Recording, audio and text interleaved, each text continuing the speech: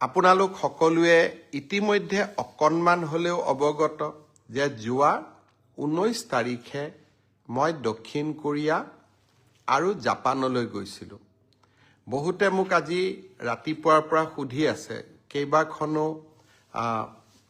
ধুনীয়া ধুনীয়া দক্ষিণ কোৰিয়া আৰু জাপানৰ পৰ্যটকস্থলীৰ নাম মোক দি সুধিছে যে মামা দাদা আপুনি এইখিনি জেগালৈ বা এইখিনি স্থান চালে নে নাই।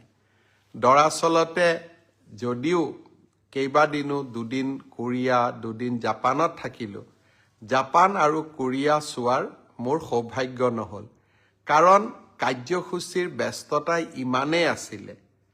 ইণ্ডিয়ান এম্বেচি আৰু থকা হোটেলখনৰ বাহিৰত মাত্ৰ এটা জেগাতে যাব পাৰিলোঁ, সেইটো হ'ল হিৰোশ্বিমাত যি পৰমাণু বোমৰ আক্ৰমণ হৈছিল